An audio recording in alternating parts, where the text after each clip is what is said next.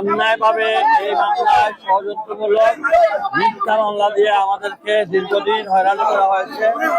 আমরা কারাবরণ করেছি। আজকে মহান রব্বুল আলামিনের অশেষ আমরা নির্দোষ প্রমাণিত হয়েছি। এই জন্য আল্লাহ দরবারে আমরা শুকরিয়া আদায় করি।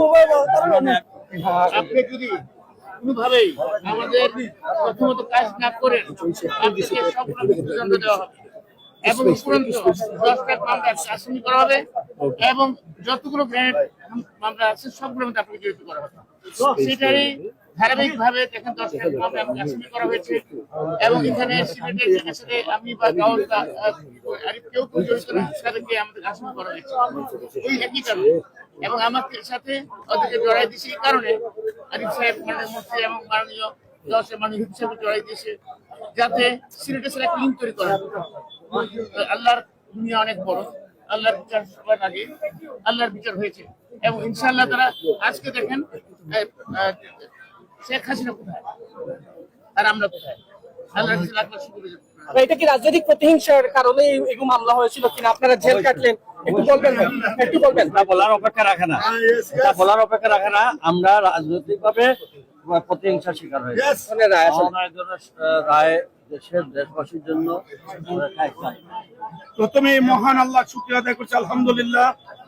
আজকে যে গণতান্ত্রিক সরকার জনগণের ভোট দ্বারা নির্বাচিত হওয়ার পরে আইনের শাসন প্রতিষ্ঠিত হওয়ার কারণে আজকে কোর্ট চাপহীনভাবে সত্যের ভিত্তিতে, সাক্ষী সাবুদের ভিত্তিতে এই মামলাটি নিষ্পত্তি করেছেন এবং সাবেক স্বরাষ্ট্রমন্ত্রী জনাব লুৎফর রহমান বাবর, মাননীয় মন্ত্রী আরিফুল হক চৌধুরী এবং আমি জি কে ঘোষ আজকে আমরা এই কোর্ট থেকে বেকসুর খালাস পেয়েছি।